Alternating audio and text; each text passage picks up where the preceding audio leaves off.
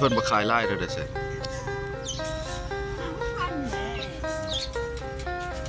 นางก็มานำอีกไปนางหนาวบ่ฮะ หนาวเด็ดจะมี ปก วะ ปกผ้าอีกถ้าละมากก็ได้จังเมื่อมันมุ้ยผัวลงหมักโมมาอีกแล้วพี่น้องหมักโมบ้านเฮา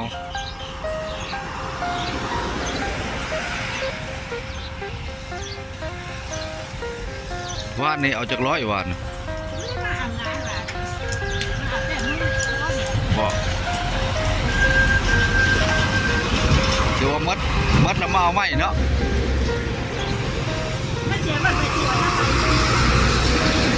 ฮะไหนเข้านั่นนี่เลยจ้ะเข้าไปนั่นนี่เลยทางเข้านี่เลยทางเข้านี่เลยรถหลายเลยสายทางเล็กที่12พี่น้องรถหลายมาซื้อมังโมเสียวมังโมเมื่อช่วยเพื่อนเนาะวันนี้เนาะมังโมหลายเลยพี่น้องกำลังมาหลาย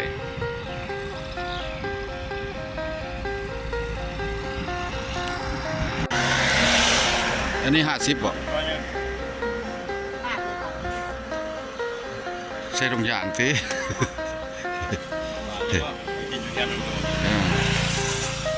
เท่าไรหาเศร้า ปาดเลยก็ได้มีมีดบ่ จะปาดให้เลยก็ได้ ปาดเป็นจัก4-5เปียง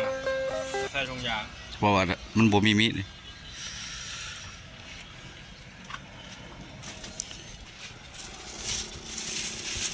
สบายดี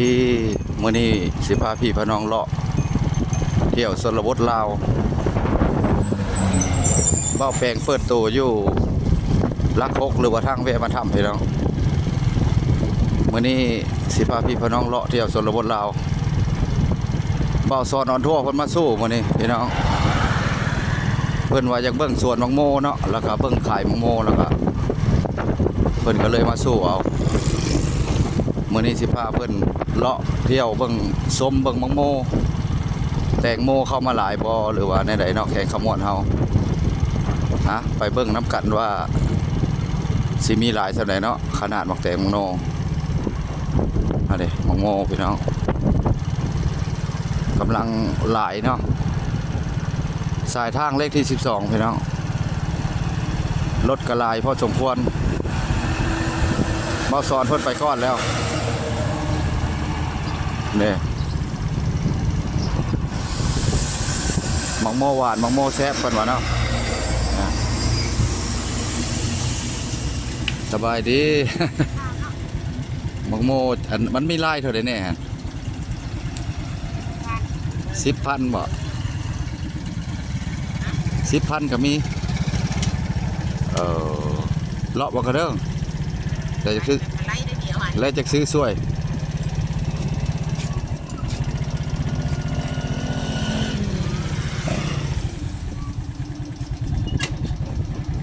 ยังซื้อมังโมบ่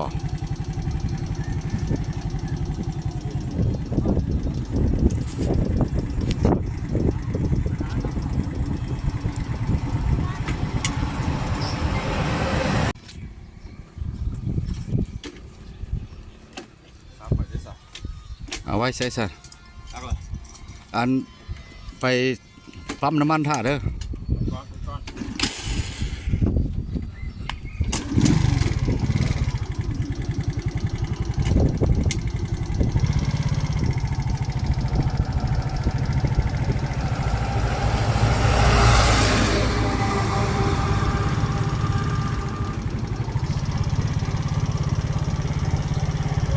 กำลังเริ่มมาเนาะเพิ่นก็ให้ยับห้านเข้าไปอีกเนาะ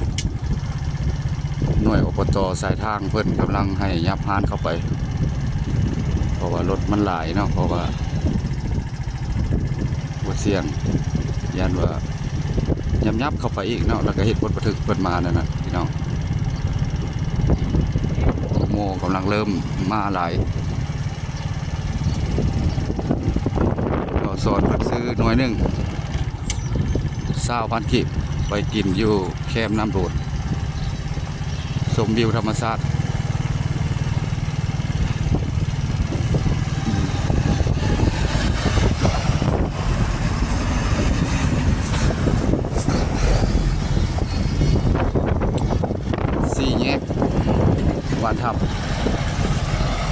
ว่าภาษีแยกระดับหรือว่าด้านภาษีพี่น้องเอาไปพร้อมๆกันเลยพี่น้องใส่น้ำมันก่อนพี่น้องน้ำมันก็30ขึ้นไปเนาะหรือว่า50ลิตร1ซาวปลายพัน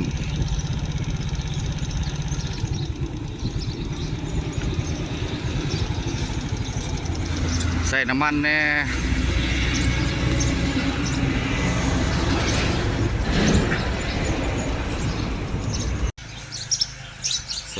30,000ได้อยู่1.26ใส่แม่เราสอนก็ใส่คือกันเนาะใส่น้ำมันเนาะมื้อนี้โอกาสดีพาพี่พี่น้องมาชมวิวธรรมชาติแล้วก็พักผ่อนเนาะมื้อนี้ก็เป็นวันพักผ่อนพี่น้อง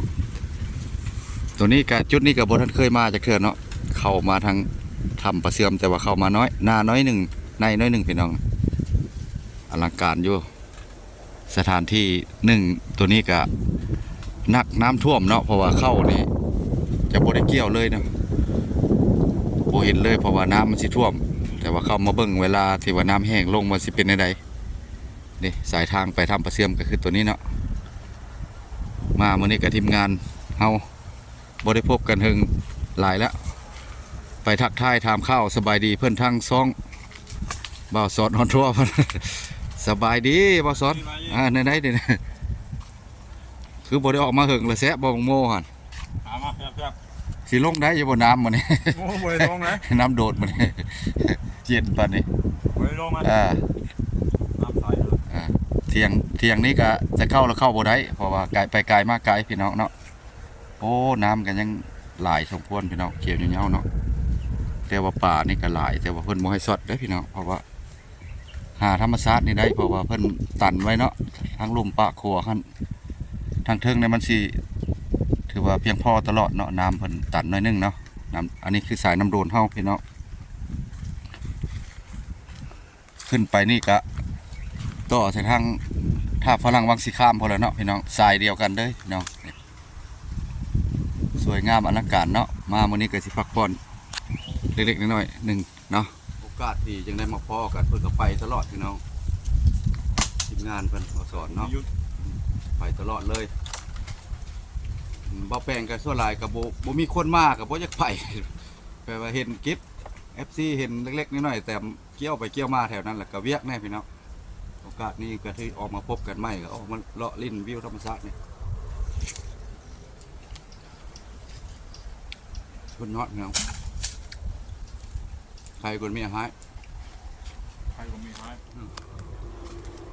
น้ำเนี่ยกำลังเขียวงามพี่น้องน้ำเนี่ยถ้าตัวนี้แล้วแม่น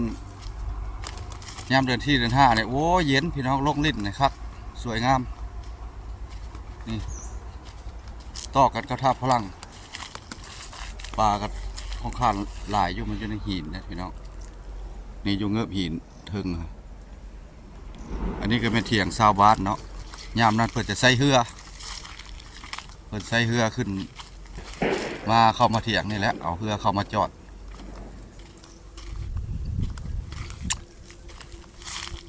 จุดแข่งขมวดเนี่ยยังหลายแหล่งท่องเที่ยวเนาะพี่น้องเนาะวิว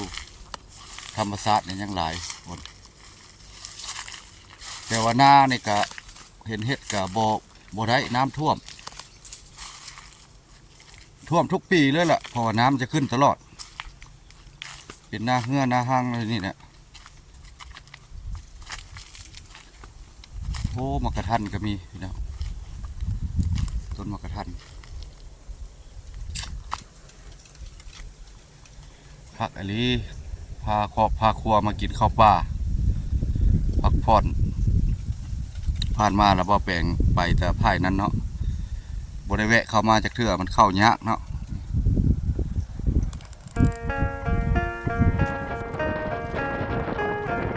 จะน้องลงเนาะ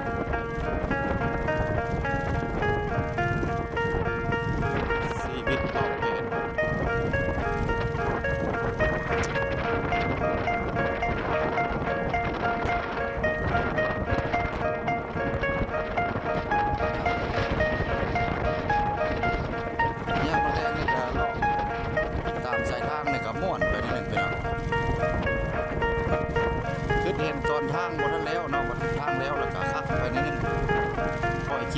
ธรรมชาติไปเรื่อยๆ